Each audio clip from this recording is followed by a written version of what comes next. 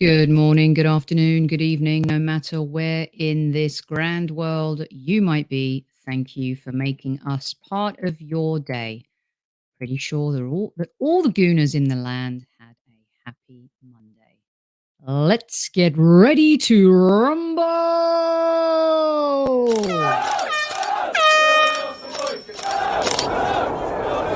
Mind the gap between the train and the platform. Please stand clear of the discussion doors. The next stop is Highbury Squad.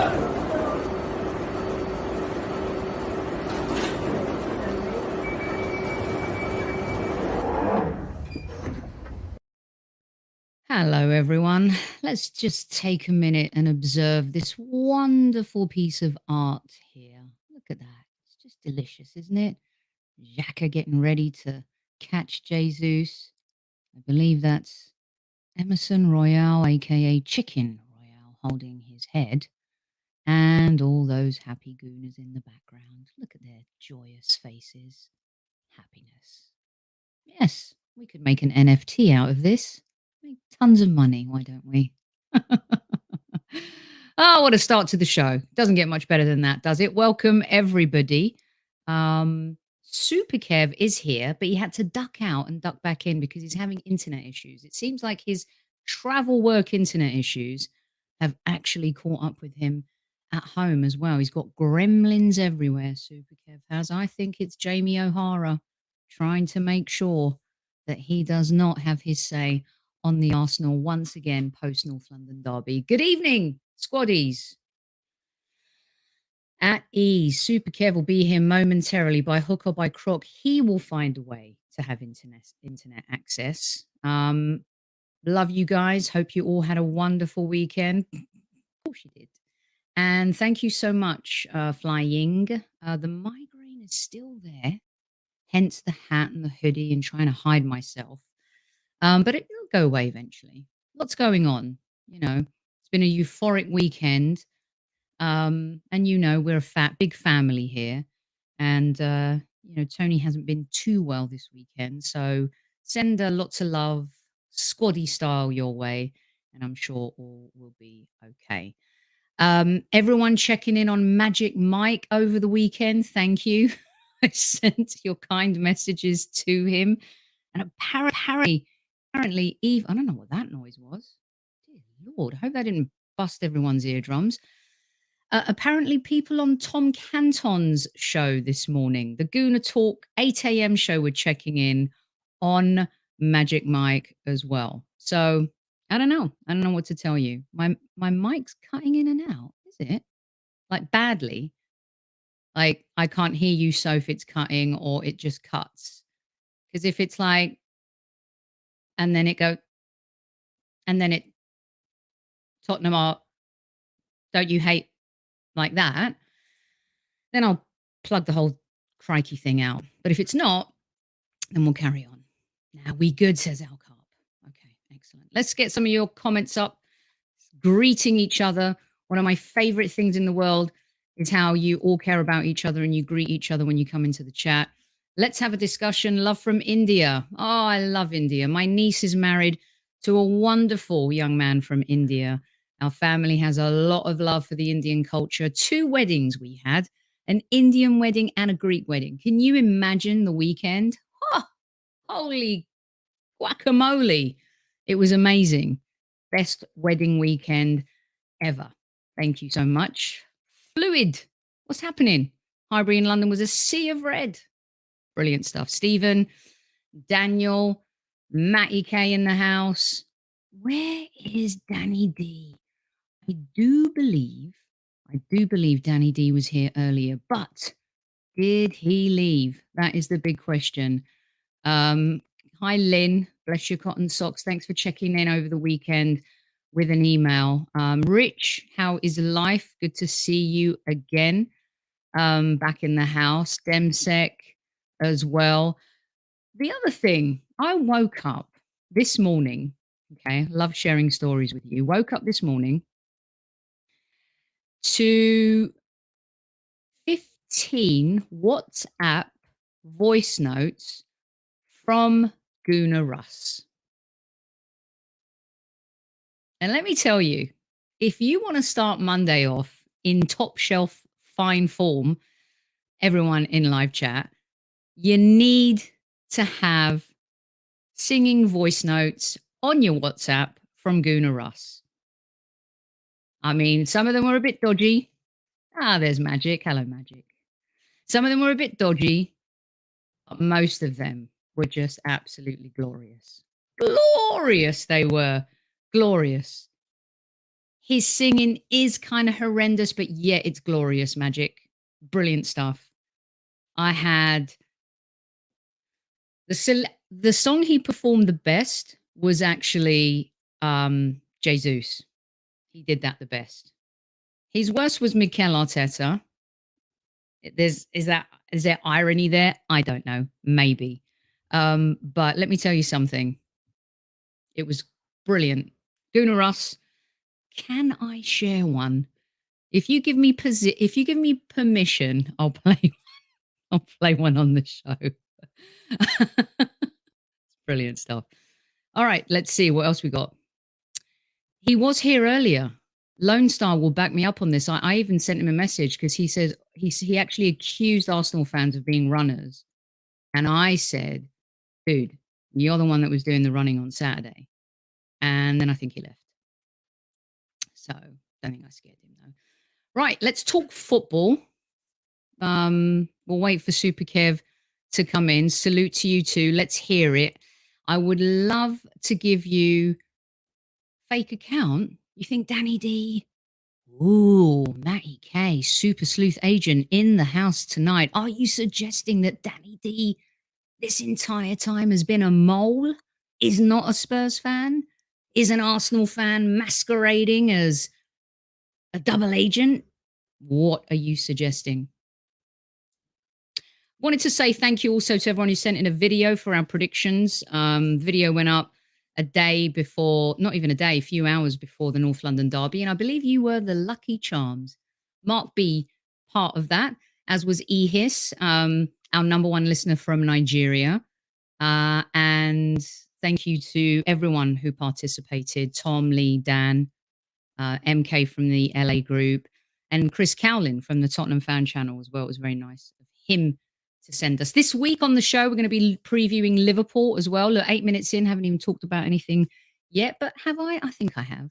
This week on the show, we're going to have Harriet from the Anfield Rap join us to talk about Liverpool and Arsenal. That's going to be fun. Not sure we've ever had anyone from the Anfield Rap on the show before, so I need you guys to be on your best behavior when that happens. And let's just say I'm hoping a Liverpool legend joins us for a little bit of a chat as well. Almost 200 of you in live chat. Hit the like button. Tell us how much you love us, and we'll tell you how much we love you. Oh, Kev really has disappeared. He's gone. Gone, baby, gone. That's all right. Let's get to the top 5 talking points and see what you guys think about them. And then when Kev does get his internet connection, we can have a wee chat. So, oh, there's movement. Right here, there's movement. How you doing, Soph? Squaddies? At ease, let's get stuck in, because we ain't got time. We don't have time. Football's on too. Kev, I've just been talking about a whole bunch of stuff. I've done all the housekeeping out the way before I even got to you. Right, let's get to talking point number 1, Kev. So I said to you I was going to go back and watch the game because I wanted to tap into some subjects that weren't as obvious, but yet maybe to some. The squaddies are very happy to see you. Right, quickness of play. Now, I noticed this even when I was at Old Trafford. I noticed it when we were playing Aston Villa and Fulham. And then I noticed also a few of the Tottenham people were talking about this. And quickness of play, Kevin. I'm not talking about when we have the ball at our feet.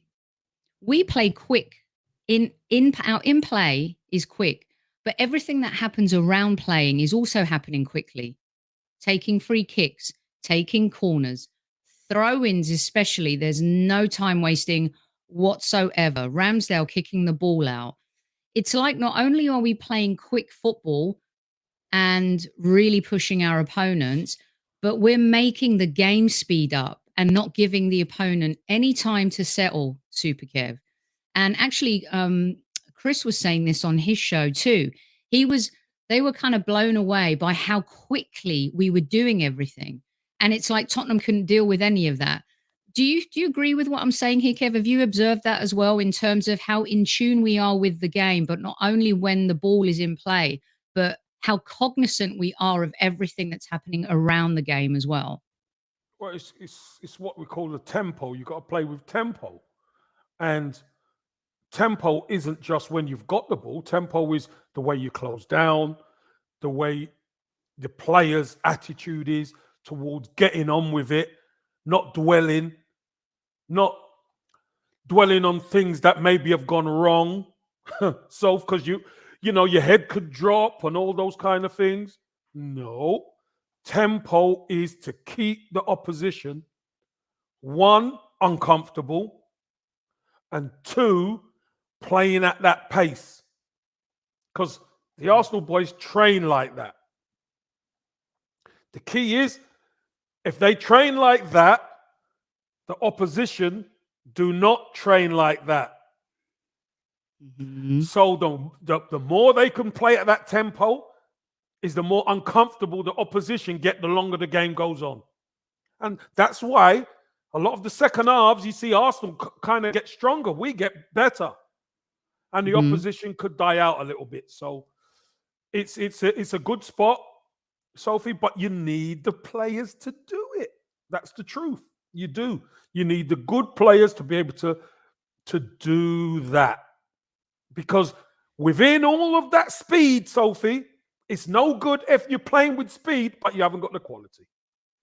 It makes no sense. Yeah. Arsenal have the quality now. Yeah, Lynn, real quick, they are, and you're lucky Kev's here. So, Hey, how about them apples? Yeah, Kev, it's a great point that you bring up on the training part, because I feel like, and again, you can express this a lot better than I. It feels like we are a better trained and coached team. And I say this because all of my teams won this weekend except the Denver Broncos. And I'm like, how is it the Denver Broncos are sucking so bad with Russell Wilson as their quarterback? And everyone here, Kev, is saying today that the coach of the Broncos, who was play calling for Aaron Rodgers at the Green Bay Packers, very successfully made him, MVPs and stuff. He just doesn't have what it takes to be a head coach. He's a good offensive coordinator and a play caller, but he's not a coach. You've got mistakes happening in defense. You've got mistakes happening on offense. You've got penalties. You've got fouls, the ill discipline, all of it. And you can see it, and people are calling them out on it. And with Arsenal, I feel like I'm seeing, even from last season, in these few games, exactly what you just said. Everything you're seeing is by design. It's not by chance. And the opposition, I think, have something to deal with, not only with your talent, someone like Jesus who can do magic, can play magically and do something incredible in a second, whether Xhaka can do X, Y, or Z. It's all those other components that go into it that disrupt your opponent. And I think that's massive. And it's, to me, when I was going back and watching the game, I'm like, look how everyone is doing their job. It's really one of the most complete performances for me that I've seen from this team since Arteta's taken over. You could say that. Of course you could, Soph. Soph, the key to it, and this is what a lot of people maybe miss. We talked about it in pre-season as we're getting into the season, Soph. We need to be consistent. Consistency is being a massive problem for Arsenal. But if you watch the way we've played in pre-season, all the way to game 8, we've been consistent. We have played consistently the same. It hasn't always gone our way, like Old Trafford hasn't always gone our way. But Sophie, we have played with that consistency of what we want to do. We've played with a tempo. We've played with purpose. That's what gets you to win, because if you train the same way as you play, the game should be easier. Mm-hmm. And that's what the best teams do.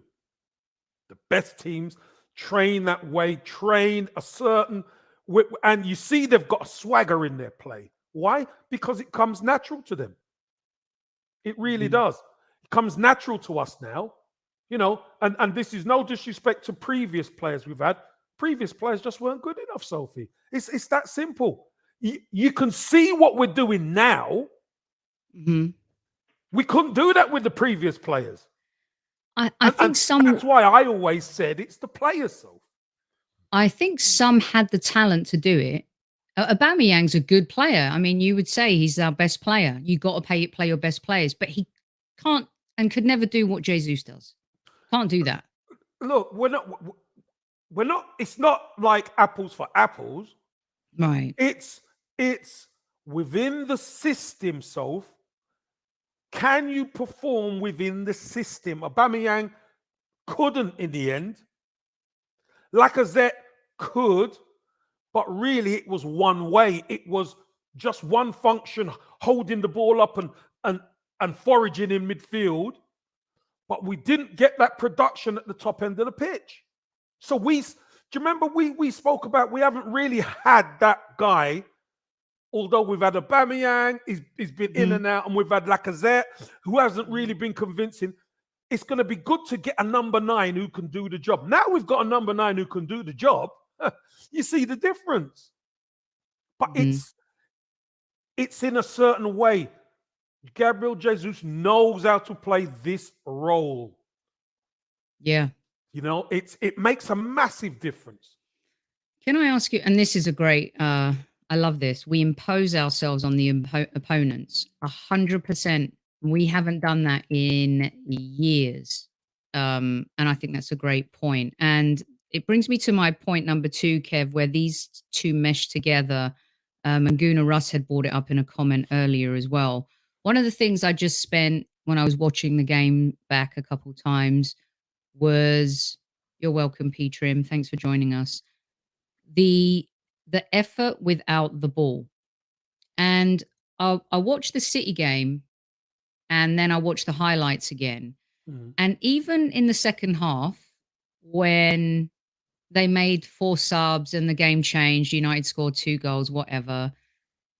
Even when they were 6-1 up, the hustle, Kev, when they didn't have the ball, was insane. And I wanted to ask you is, I'm not comparing Arsenal to Manchester City's quality and the players they have, but I see a similarity. And of course, Arteta worked with Pep. Are we emulating them completely, Kev?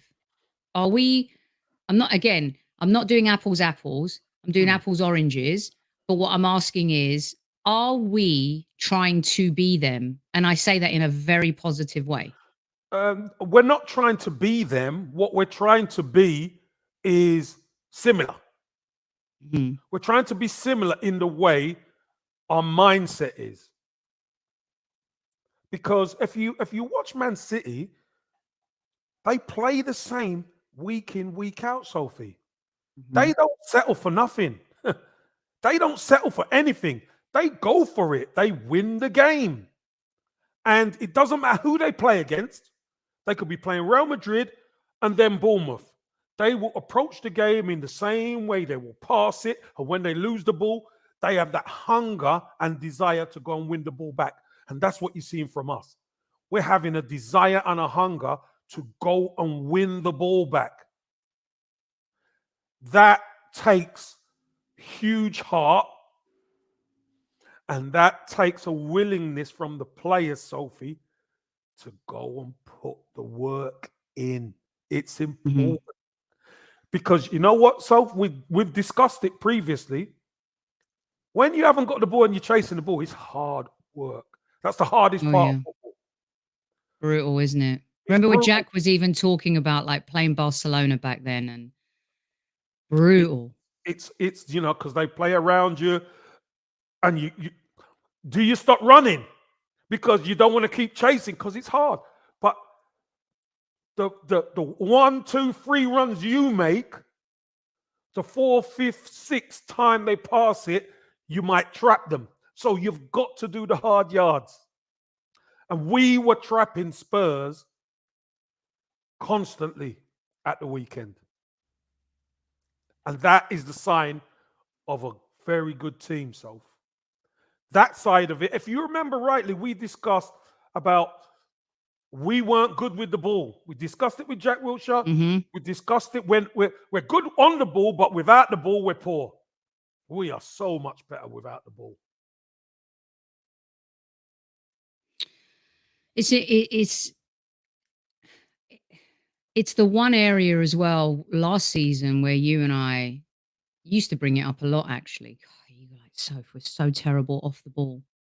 And it's because of what you talked about, the players not having the hustle, not having the drive, laziness. Look at Tottenham's players. Some people are saying they kind of gave up. I'm not saying they gave up, but when it went to 3-1, they really we took every ounce of every piece of their game out of their game, Kev.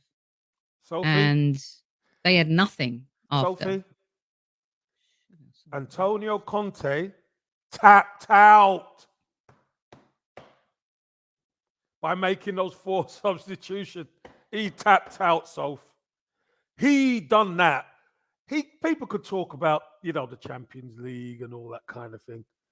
He tapped out. He didn't want it to be 4 and 5 because he wants to preserve the mentality of his players.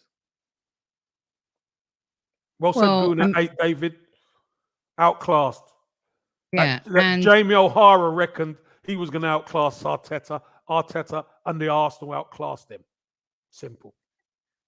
And I felt like he surrendered, but also Newman, they had 10 men. Of course they gave up. It's not of course. No, I've seen 10 men win games, Newman. Exactly. That's bollocks. Newman. Shut up, mate. Shut up. You don't know what you're talking about. Because they have 10 men, that makes you even harden more to try and get something. What are you on about? Of course they gave up. I thought the game was over. As soon as the 3rd goal went in, it was done. And then I don't know how quickly the sending off happened, Kev, but it was 3-1 when he got sent off. So this whole notion... Was it? No, it was 2-1. 2-1. Was it? 2-1, yeah, 2-1. On it anyway, seeing his saltiness and his moaning after calling Arteta someone who talks too much, I was like, oh, here he goes. Remember we said he'll start crying. Sophie, and you it'll said it. implode. He will start didn't crying. I'm telling you, he will. It's coming. And you know what? I can't wait for it. And the memes will be great. I'm telling you.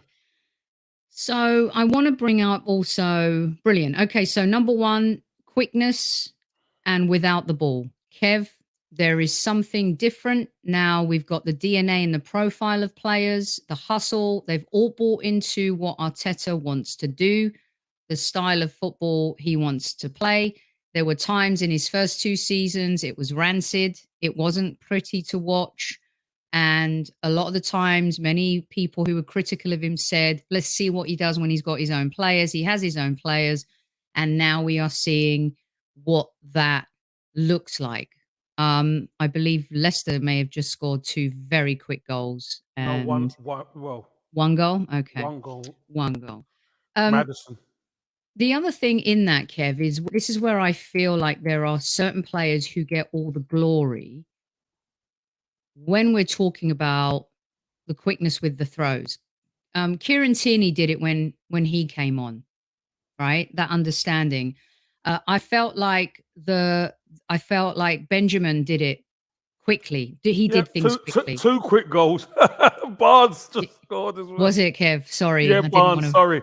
So, because I wait for the thing to come up on my phone, and it's just come up. These squaddies in the chat, they're pretty quick. They're right on it. Well done, squaddies. They're right on it. They're right on it.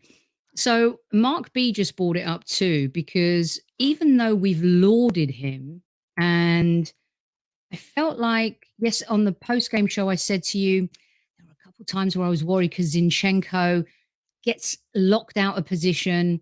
And I think it did happen a couple of times. And then when I went to go back and watch the game, Kev, Mm. I don't know how he does it, but even when he finds himself out of position, the way we're organized, but the way he then reorganizes himself is really happens at the speed of sound almost. So against Manchester United, I think it cost us because we were right at the halfway line. Against Tottenham, I didn't feel it cost us because I felt like he was a lot more disciplined. And I just wanted to go back to that point because I don't know if you went back to watch the game, but he actually had a much better game than I thought. I told you so. Listen, players are going to get out of position at times, and especially when you play the way he does, when you play inside. Where is this? If he's playing inside, the space is going to be on the outside. So the key is when it goes to him, you've got to get yourself back in the shape. Once you get yourself back into shape, then the player's coming onto you. And that's what him and Ben White do so well. And both of these guys are unsung heroes for me, Sophie. Mm. Zinchenko and Ben White. When Kieran Tierney come on, there was no drop-off. There was no drop-off. He knows exactly what to do. He can go into that midfield. He got a good shot off as well, which was turn round. And then when time's right, he goes back into his position of left back. Perfect. We are not getting outdone because there's room on the outside. What you got to do as a player, you got to realize where they're going to have space. And I'd rather Spurs have space out there than in here. If they've got space in here, we're in trouble. If they've got it out there, we can get people round and we can defend it like we did for most of the game. Yeah. You know, the other thing I like about Zinchenko is that, well, number one, Mike, you're right. I loved the scenes of a couple of the players driving past the Tollington after the match, trying to get home. It was brilliant. But then he went to the Tollington yesterday to watch the football, which is just brilliant. I reposted it on the Highbury Squad Twitter feed if you didn't see it. He was wearing his Balenciaga t-shirt, just a plain black one, Kev, waltzing in with his jeans to watch the footy at the Tollington. Isn't that great? Do you know what? Freaking love that. Do you know what, Soph? This to me, oh no, look, this to me, Soph, is the players becoming a lot more comfortable around the fans and wanting to connect even more. That's something I used to do and the players used to do back in the day. And then obviously there's a divide. But I think for me, that's fantastic. That is fantastic. Modern day player going into the Tolly to watch the game. It just doesn't minding his own business. Fantastic. Yeah, it just doesn't happen. And you're right. The comfortability factor is also a Sunday where he knew like no Gooner's going to be here today. They're all probably sleeping off their hangovers. But geez. Kev, you do it. Like you'll walk into the pins Tolly. and the Tolly. Yeah, I was with Magic Mike in the Tolly a couple of times there before. I mean, the Everton pub, I don't know if it's safe for you to go there on your own during game day at all. Well, I do. I was in there with Magic Mike as well. Magic Mike could tell you. You got Red Nose being your bodyguard when you do that. I've had him as my bodyguard a couple of times. But the Winslow, there's two sides to it. It's like a hotel type thing. And they're bloody swinging off the chandeliers. Honestly, it's mad in there. It's brilliant. But it's brilliant. Really good. Yeah, really brilliant. So similarly, a player who we have been backing from day one, Kev, talking point number 4, because when I went back and I was watching Zinchenko and Benjamin White, Kev, I know we gave the man of the match to like Saliba and Xhaka and Thomas Partey was amazing. But the more and more I stop out of the moment and just focus on watching him play? I I think most Arsenal fans now appreciate and see what he does and brings to the table. His assuredness at the back, he and Saliba were magic. And I would even say Benjamin helped out Gabriel a lot of the weekend. I know Saliba helped out Gabriel, but they're teammates. That's what's supposed to happen. But you know how people have talked about, oh, he stifles Saka and Saka has to do too much. I don't buy into that at all, Kevin. Sophie, the adjustment that was made at halftime was a significant one. Ben White, all of a sudden, started to leave that position and overlap and cause Spurs no end of problems. Why? Because the double team all of a sudden got a lot looser on Saka because Ben White started to overlap. That's why Saka could then go one-on-one and take it inside and get his shot off. Because normally when they're banked up on him and nobody's making the overlap, he goes outside, he's got a man there. He comes inside, he's got a man there. So that's why he has to pass it, i.e. Thomas Partey's goal. But second half, when you got somebody running at speed on the outside of you, it creates another problem for Spurs defense. They couldn't handle it. And do you know what, Sophie? A lot of people don't give him the credit he deserves. That cross for Jesus was inch perfect. I think Jesus's ankle weren't right after he got clipped, and he couldn't really get the spring, and he was a little bit off with his header, which he probably should have From scored. The previous play, his ankle had bothered his ankle, him like he was a few down for a seconds while, before. wasn't he? And then he got up and headed it, and he knows he should have scored that. But Ben White's overlap and cross, Totally. inch perfect. But nobody says anything. Nobody says anything. Nobody says the amount of times he went around Saka and got to the byline in the second half made a huge difference, because all that does for Spurs is it keeps them back. Oh no, here he comes again. Here they come again. It's another wave and another wave. Yeah. It keeps It's like a tsunami. It keeps them 90 yards from our goal. Yep. We're like a tsunami going forward, and it's really cool to watch. The other side to Benjamin, Kev, remember how I said after Tottenham, we're so useless at the dark arts. Rob Holding needs to go to training. It's 3-0. I'm sorry, Kev. I'm so sorry. Best be here then. Oh, without a shadow of a doubt. Yeah, Listen, and this is one thing I will say. These type of things can happen when you're a newly promoted side. Yeah, and you have 25 new players. Yeah, hey, listen, you're going to have to take your licks. Yeah. Unfortunately, Maddison again. I hope they stick with the manager, though, to try and gel this thing together and get them out. It feels like the owner had a crazy Greek night and just went out and bought players on his own. Loads of players. And the manager. Do you know what, Sophie? The bottom line is Steve Cooper he's done something brilliant at Nottingham Forest. If you start firing him, you're back on that spiral again. I tell you. Yeah. The club will be back on that spiral. Stick with the man. It's the first time the club have been up for 20 odd years. So I agree. For now, stick with him. And trust me, V-Dub, this Greek man does not have empty pockets. Just so you know. It's nothing empty about his pockets. So, Kev, I wanted to wrap up the Benjamin White number 4 talking point, because I was talking about dark arts. This dude, squaddies, tell me if you see what I see. I know you do, and I know you've seen some of the clips on social media. My favorite moment in the game wasn't the goals anymore, wasn't any of that. It was his barge on Kane in the penalty. Did you see it, Kev? Yeah, of course I saw it.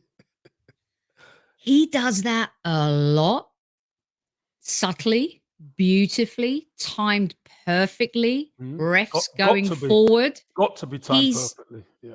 And so when you put together his game, he may look like a pretty boy, but let me tell you something. He can be real dirty Physical. when he wants and physical. And I loved it. When I saw that, I was like, get him, nut him. Because the amount of times we see Harry Kane backing into players, dangerous play a lot of the times, he's gotten away with it. That nudge in the penalty box saying "have it" to the England captain after he wasn't in the England team as well. Not Harry Kane's fault, by the way. Loved it, Kev. Loved it. Listen, Ben White's playing with purpose. He's playing with a bit like he's got something to prove, and I love that, Soph. I absolutely love it. And you know what? It's all egg on, Gareth Southgate's face, isn't it? It is all egg on Gareth Southgate's face. Top of the league. You've got a player who's been in the England squad. He doesn't get picked, and he's performing like that. Absolutely. Do you know what? Ben White's been outstanding all season, Soph. Many people, he's playing right back, no, crying about it. I'm telling you, no wonder Tommy Arsu can't get in. So you are still, as we move forward here, Kev, because I want to get to the next point, which leads me into, I've asked you this a couple of times now. You have no issue with Gabriel. You're not making any type of change before Liverpool to put Benjamin, Blanco in the centre-back position and bring Tom. You're not doing any of that. Even though Gabriel gave away the penalty. Saka, yes, him getting dispossessed and not a good decision by Xhaka in the box, but still a stupid tackle by Gabriel and Richarlison. But he's a defender. Are sticking. He's got. Listen, if he doesn't make a challenge and Richarlison puts it in the net, what we're going to say? He's a centre half. He's got to make a challenge. He challenges. He gets it wrong. We've got to move on.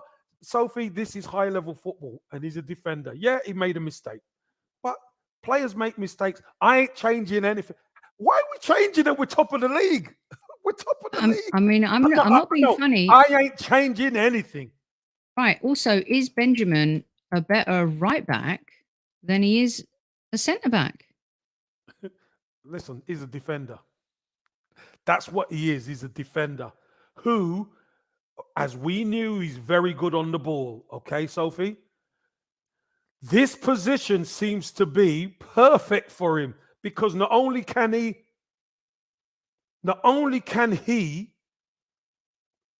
utilize his ability on the ball, he still can be physical. He still can use his athleticism from that position. So, again, we got the best of both worlds for Ben White. And listen, I think he's taking that opportunity to play beside Saliba with both hands. If I'm honest with you, he's taken it with both hands. We're top of the league. So we're top of the league with a centre half playing out of position, so-called. God. Long may it continue, I say.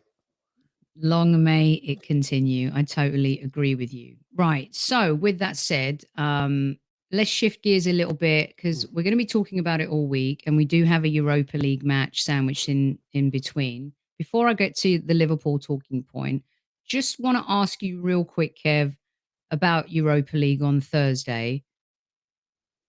We want to see some players sitting, don't we? We don't want to see... Who do you want to see, like, there's no need for them to play? You loosely mentioned it after the game, in the post-game at the weekend. But now we've had time to let it marinate, and it's Monday. Who do you definitely not want to see playing on Thursday? Ramsdale, Ben White, Saliba. I think you've got to keep one of the centre halves in. I'd rather Gabriel play because, again, we need that aggression. I still feel we need that aggression at the back. Zinchenko doesn't need to play. Thomas Partey definitely doesn't need to play. Saka does not need to play, does he? Martinelli doesn't need to play. Saka doesn't need to play. And Jesus doesn't need to play. Odegaard, I don't think Odegaard will play anyway. And I think Xhaka wants to play every game anyway. He don't care. he's a machine like that. He wants to play every game, and he wants to be a leader. So wholesale change is probably the same side that played against Zurich. Is Elneny fit? I don't know if I Elneny's don't ready think to he play. is. I don't think No, he is. no. I like this. Marquinhos for Saka. I would say Sambi for Partey. Eddie for Jesus. You mean Tomiyasu, Tomiyasu for Ben yeah, White. yeah. And Holding. Rob Holding for Saliba. And Matt Turner for Ramsdale. Yeah, Tierney for Zinchenko. And Tierney for Zinchenko. You could have the guys on the bench, just in case. Some of the guys, not all, some of the guys. But again, you expect that lot to be able to do the business. Exactly. And what a relief it was that Gabriel did not get a yellow card, you guys, so he can be in the match for Liverpool. All right, you're going to hear more from Kev this week. He'll give you via video his prediction for Europa League, and also we'll be talking more together about Liverpool as well. But in the meantime, Kev, I wanted to ask you this, because look at all the strides we're making right now. My final talking point is everyone knows you were the better team against Manchester United and you lost. And all those things I asked you about, the space, the quickness, we did that. And I'm wondering, how is it, real quick, Kev, sorry, because I wanted to ask you this before when I brought up that talking point. You know, the space that I talked about with Zinchenko, where we suffered against United and we conceded those fast breaks. How was it that happened to us against United, but it didn't happen to us against Tottenham? Is it simply Thomas Partey in midfield? Or was it the super high line? Because I was there and the line was just way too high. I know some people think that much has been made of that. But what's the difference between how we didn't get caught out against Tottenham versus getting caught out, some people would say, against maybe an even less talented front than the Spurs front three? It's the difference is people having time on the ball, Soph. If the deliverer or the passer of the ball has time in the midfield, and they're half decent, they don't even need to be top quality. If they're half decent, they can make that pass to hurt you. And when you've got a high line and all that green grass in behind you, all it takes is one ball, and that will cut you open. But the players it did happen pretty quickly. But the players on the ball have to have time. You saw on Saturday when we had our kind of crazy 5-10 minutes, it was because Spurs started to get a grip and play around our press a little. And then they had time to deliver balls over the top or play through us. That's the only time you think, oh, hold on a minute. But we adjusted. We got to half time. And then we made sure that don't happen again. Thomas Partey is key to everything we do, Soph. Everything we do. Because when we have the ball, he's so good on the ball and smart. But when we haven't got the ball, he gets close to people. And getting close to people in there means people are reluctant to pass to the player who he's close to. They will take the easy route. They'll look in there and then go and play square. That's what we want. Then everybody could filter back. So they've got a lot of respect for Thomas Partey when he's in there. Is it also fair to say that we learned from that game? Maybe our manager learned from that game. Or is it just not? I mean, it felt to me watching this, knowing that, you know, whether it's Kulusevski or whether it's Richarlison, that's a really lethal front three, Kev. And let's not lie, Højbjerg and Betancourt have been lauded all season. I know there's some Spurs fans that still don't think Højbjerg's the answer at all. But it just seemed to me like we kind of learned from that game and stepped it up a notch, not only mentally, but physically and tactically on the pitch against Tottenham from that United match.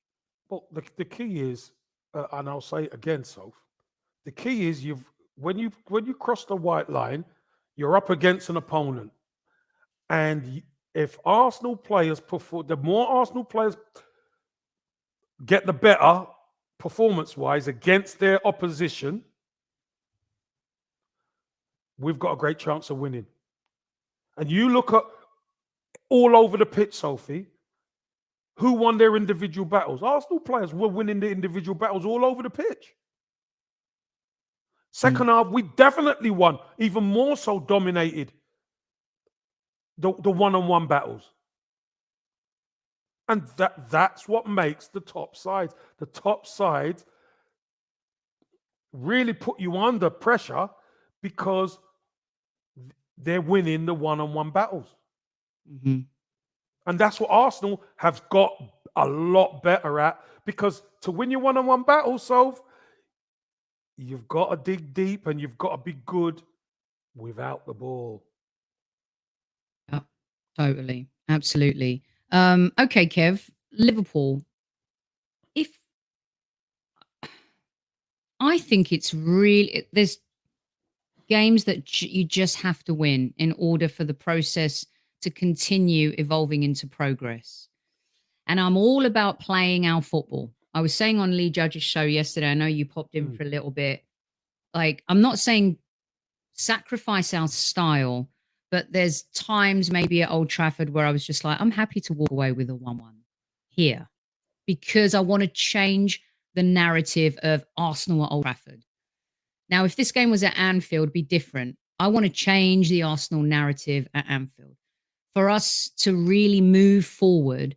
And I think if we're going to be this good this season or play this well this season, and we're going to beat teams like Crystal Palace, like Brentford, then getting a point against the City, whether it's away or at home, or Liverpool away or at home, become the difference between maybe qualifying for Champions League, finishing second, or whatever it is. I also think that it's more of a statement win than the North London derby to beat Liverpool. Now, I know a lot of people will then say, oh, it's the worst Liverpool team. We talked about that on Saturday. But I think this is a massive, massive game to win, Kev. Agree or disagree? No, I totally agree. I think beating Liverpool, because look who Liverpool are, and look how close Liverpool run City. If it weren't for Liverpool, City would have run away with so many things. Mm-hmm. Liverpool have been up there. They've won European Cup, or Champions League, should I say? They've won the league. They've run Man City close so many times. They're an incredible side when they're on it. But I tell you this, Sophie, it's none of our business what Liverpool are doing. They're coming to our patch, and we got to punch them in the mouth and knock them out. That's what we've got to do. I don't want to settle for no point. I want to beat these teams. And you know what? As long as we're consistent with it, Soph, we got to be consistent with how we play and how our mindset is. Because you know what? We don't have a tap. We don't have a tap to turn it off and on. Oh, we'll go for it in this game, and then all of a sudden, oh yeah, we'll settle for a point. No. Mm-hmm. We go for it. Because that's what's making us be top of the league right now. Because we're going for it. We're going for wins. Especially at our patch. And if we're away from home, Sophie, and we're going for it, and then we can take a step back, fair enough. But if we're down, we've got to go for it. Yeah, we've got to go for it. So if it's 2-1 and it's 80 minutes, and we control the game, there's no need. You take the third if it comes to you. You don't have to go for the third. You know what I mean? Even though you can get the third, Kev. If we're beating them 2-1 and it's 80 minutes, you still play your football, but you don't take unnecessary risks. No, you don't take unnecessary risks. But here's the difference, you see, Soph. When you don't take unnecessary risk, sometimes you hand the initiative to the opposition. Right. Because all of a sudden, you're not pressing as hard as you were before when you're going for it. You take a step, you're more likely to take a backward step. I want to punch them in the mat. Sophie, I want to knock them out. Kev, and you know what, Soph? Do you remember last season We ran them ragged in the first half. We couldn't finish. We could not finish. Martinelli had one of the best games I've seen him have. He ran Trent Arnold ragged. But we couldn't finish, Soph. So us at home, we need to get the boxing gloves on, because you know what? We need to take this Liverpool side down. The fact that they're not at the level, that's none of our business. No. It's Arsenal versus Liverpool, and it's the big game. We got to take them down. Once we take them down, exactly, Daniel, broke their neck, take them down, and we move on. Because you know what? We need to tick that box. They come to our patch, and we wipe the floor. Spurs come, we wipe the floor. Liverpool come, we wipe the floor. We've got to take them out. Been a while since we've shown this puppy. Why not bring it out ahead of the Liverpool game? Yes, we want to brook it. And you asked, so here he is, minus the Dicky Bow today, is Vinny, because there's 500 of you almost in live chat, and Guna Russ just said there's 138 likes. So 100 of... There's just under 500 now, Kev. And Chief Like Officer and Assistant Like Officer, please do give us the numbers, because I've got one more here for Kev. Trent Alexander-Arnold, Kev, has been lauded. He's got a mural just around the corner from the stadium.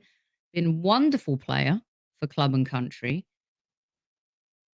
Is he? And Robertson, the same. A few of our squaddies in the chat are saying we will have them on toast this weekend. Just like Arsenal, you know, they're going through transition. Teams go through transitions. Football is cyclical, etc. Trent in particular, though, Kev, he's not going down the Dele Alli route, is he?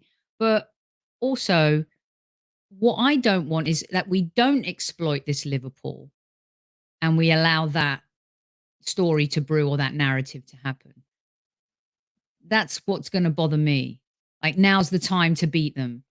What happens as a footballer? Can you tell me, like, is Trent just going through a bad patch, or was he just never a great defender to begin with?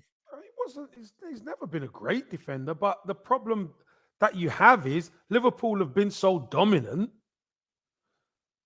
that you've got to deal with him and Robertson going that way. Because they've never had to defend. They've had Van Dijk there and Matip there and Joe Gomez at times. They've had quality at the back who can play 2v2. And them guys are like wingers. I think Trent gets a lot of stick when a lot of the other players' levels have dropped. He seems to be the fall guy here. Yeah, he's the fall guy, but let's be honest. It's not all Trent's fault that Liverpool conceded 3 goals. I just realised Vinny was still... It's still... No, hey, do you know what, so? You're damn right, because it's only just over 200. You've got to keep Vinny going, I tell you what. Poor Vince. Sophie, Alexander Trent-Arnold is a quality player. The problems of the past have been you haven't been able to exploit him. And if you don't get the opportunity to exploit him because Liverpool press you so high that you keep giving it back to them, he's whipping balls in. He's a wonderful deliverer of a ball. He's a good passer. He's playing like a winger, not a fullback. But now that the levels dropped a bit, more gets asked of you. So the chinks in the armor start to show when you've not got people who are helping you out, because everybody's levels dropped. In the good teams, when you're having a bad game, Soph, in the good teams, you have a bad game, somebody else will make up for you to make you look better. That's what was happening before. Alexander Trent, he could be caught out. Matip will be there to clean up. Van Dijk will be there to clean up. No problem. Now, they're not there to clean up and he's getting exposed. Teams are going to Anfield, scoring 3 goals at Anfield. Yeah. Trossard hat-trick. Hat-trick. I mean, Brighton scored 2 there last season and 3 there this season. Trossard has dented us. He's dented Tottenham. He's dented Liverpool. Levels. But we're talking Anfield here, so. But this only goes to show you what I keep saying. When Arsenal come to town, Sophie, it's a different kettle of fish. Brighton come to town, there's an expectation, the players, all right, we go out and we do our thing. When Arsenal come to town, the players are like that. Because they know. They know. But they're coming to our patch, Soph, and they're not themselves. No, but they're not. Tell you what it can do. It could inspire them. Mm-hmm. What a big lift it would be for them. And that's the way Klopp's going to be looking at it. Yeah, totally. What a huge lift. League leaders. Yeah. We go and take them down all of a sudden. Here we go. We're back on track. Yeah. That's why we got to punch them in the mouth and knock them out. Totally. I agree with Crispy Rice here too. Van Dijk being off sends ripples through that team. I mean, it really does. When your best player is off, and he is off. I mean, he's like when you're really hungry in the morning and you want to make a ham sandwich with toast and you realize, oh, the ham's off. I mean, he's off. He's like old ham. And it's great. I don't care. I don't have sympathy for them, which is why, Kev, this has to be a win. This is a must-win game for all of those reasons. Yes, going into this game in seasons past, Kev, it's tough. It's like, oh my God, the Liverpool. So now I feel like I'm not saying we're intimidating. I think we're becoming intimidating. I think the Emirates is becoming intimidating. I think opposing fans see it when they're there. I think teams are starting to experience a different vibe at the Emirates when you're playing against us, especially. Trois. Yeah. Je voudrais 3 points. So, in order to get that fear, to make the Emirates a fortress, we've got to prove ourselves and beat the big boys. Correct. We've got to beat them. We beat Spurs. Great. Now here's the next one. And it's Liverpool. The juggernaut that is or was Liverpool, right? Mm-hmm. Well, you know what? We know that we're gonna get their best. I could tell you that much. We know we're gonna get their best, but they're gonna get our best as well, because our players will be inspired to take them down. Do you remember last season how they done us 2-0 and it was like left a bitter taste because we played so well? We're a better side now. We're a better side. We're better organized. We've learned. Ramsdale said, I don't know if you guys saw the quote, that losing that 4th spot or the Champions League opportunity last season left them all reeling, as we all want it to. And it's given them a bit of an extra edge this season. And there's no doubt, Kev, there's no doubt in my mind. I was talking to my cousin in Australia who's a massive Manchester City fan. And she wrote me she's been writing me because since the summer, because she loves Zinchenko and Jesus. And she just was like, he's amazing. We were talking about how amazing Jesus is. And I think everyone's brilliant and everyone's done incredibly well. How hard he works is so massive. As a player, Kev, I know, especially when you were captain, you were like, I just lead by what I do. You'll see what I do and you will emulate that. Odegaard's much more silent. He does it more with how he plays. Xhaka, after the first goal, everyone's celebrating in the circle, yakking to everyone, reminding people, your job, this. Jesus does it all. Whether he scores, whether he's hustling off the ball, passing, in the dressing room, infectious, everything about this guy, his energy and what he's brought to this team. I don't think I've seen anything like it at our club for a long, long time. Because Alexis brought energy, but he was selfish. He didn't bring all the other bits with him. No, because Ozil brought world class. maybe he didn't need to. Maybe he didn't need to. Because maybe that's not who he is. But this is I think we're seeing the emergence of Gabriel Jesus now. He's at home at Arsenal. He feels like he's the man. You know that photo at the top of the stand. This is his club. This is his team. His church, and he's, and he's preaching. I'm Jesus, and these are my disciples. He's preaching. Preach, brother, preach. I love this one. My favorite.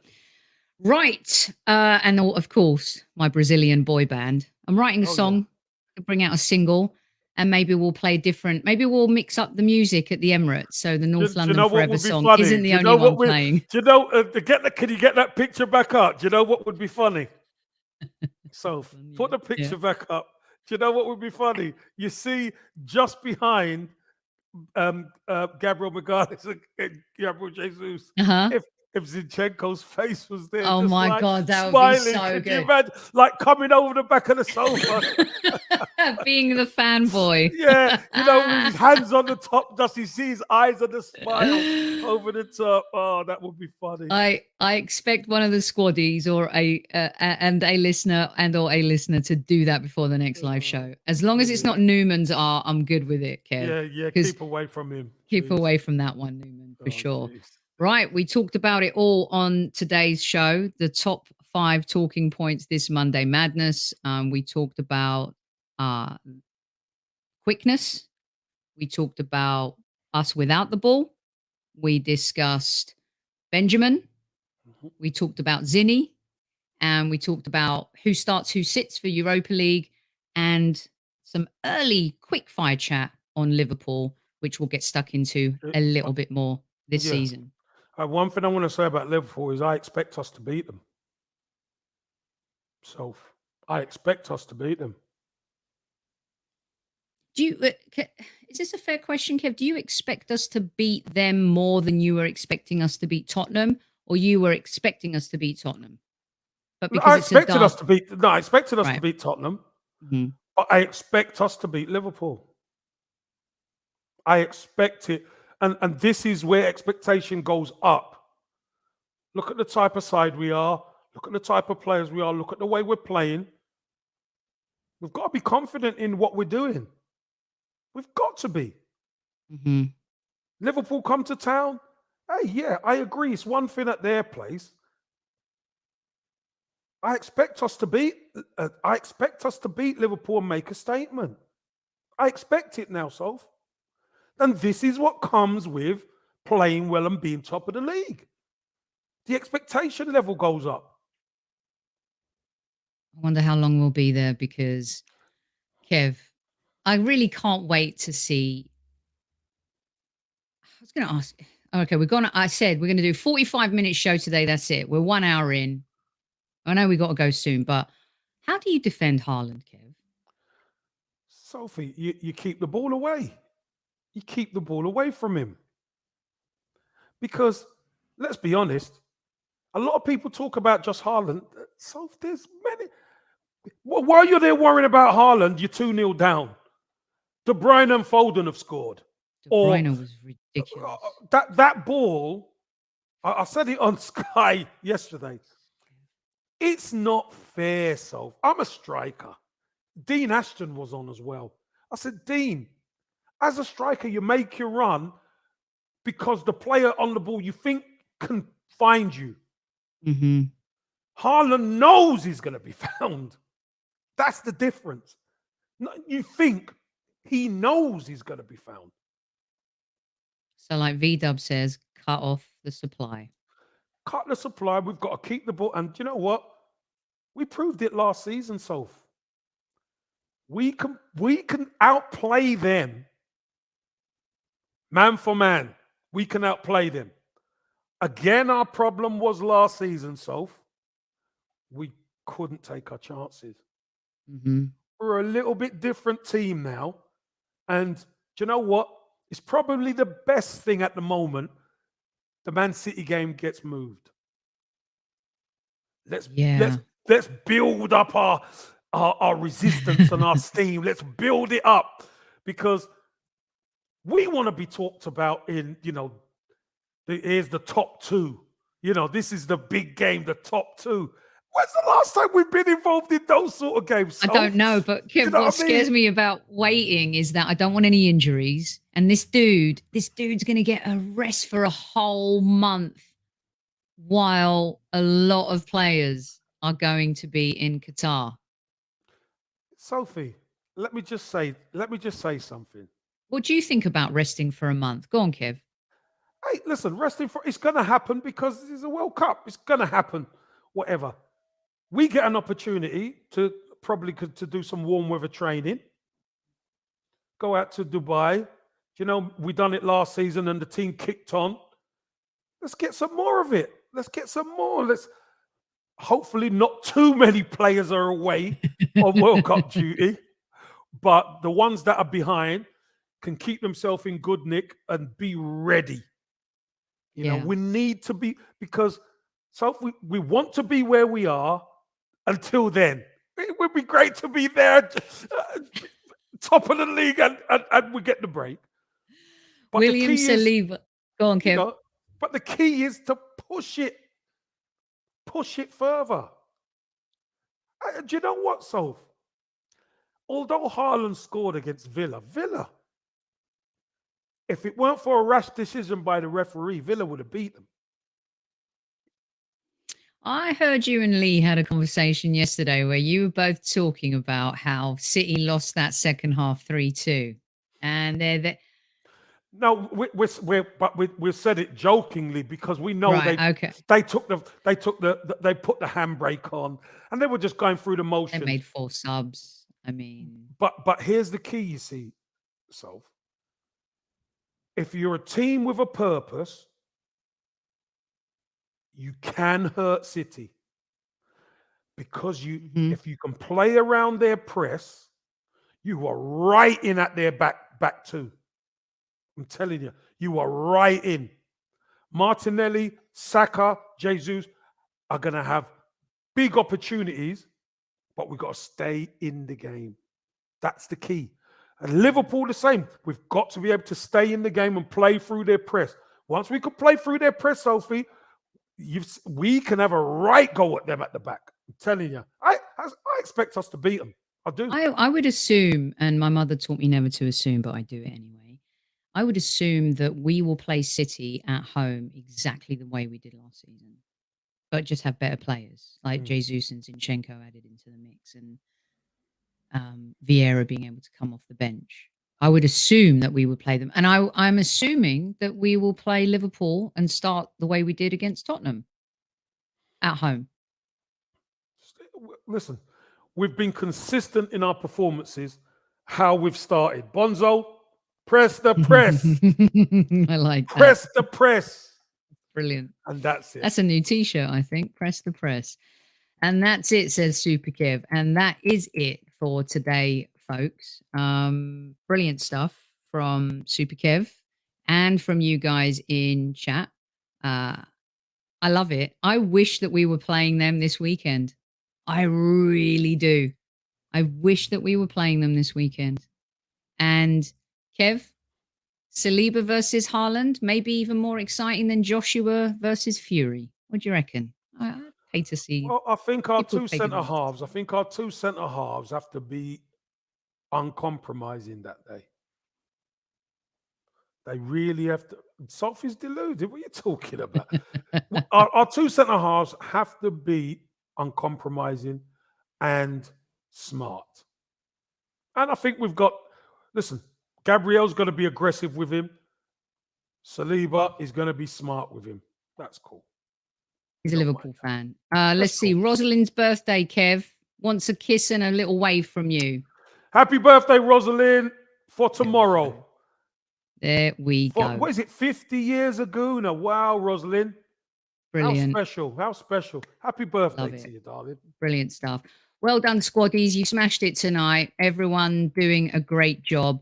Medical says, sorry, I hit the dislike button by mistake. Corrected. Well done. So Medical how study many did buddy. we I hope get? you're How not a many doctor. did we Don't get make in the end? mistakes. How many have we got? We're 250 plus, Kev. Oh, 250 plus, I believe. So the squaddies have done well this evening. Yeah, they've Brilliant rectified it. stuff. Fantastic. All right, stay tuned to our Twitter and community page on YouTube for info on the next live show. We will be counting down to the Liverpool game on Sunday, and of course, we will be with you post game after the Europa League match, and plenty of other shows to come this week. We'll have Harriet from the Anfield Wrap on with us to talk about the game, and tomorrow we'll tell you a little bit about maybe being joined by a Liverpool legend, just waiting to confirm that. But as you know, we'll deliver, always putting it in the back of the net here at HSHQ. Thanks to everyone who tuned in on the post-game show. Almost 14,000 of you and over 1,100 likes after the North London derby as well. Who said people only tune in to hear when the Arsenal lose? Our biggest and best shows are when the Arsenal win, and that makes us the happiest. Super Kev, over to you. And you know what, Sophie? Cool and the gang. I don't know if anybody saw Laura Woods absolutely cooked. She absolutely cooked Jamie O'Hara. I tell you what, absolutely brilliant. He was fumbling and mumbling and all sorts. Anyway, squaddies, we love you. Thanks for joining us. We really appreciate you for all the likes and views and coming and joining us. Squaddies, we love you. And you know what, squaddies? As Don once says, at ease. We see you very soon. At ease, squaddies.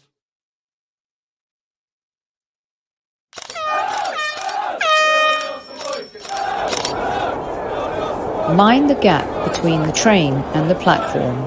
Please stand clear of the discussion doors. The next stop is Highbury Squad.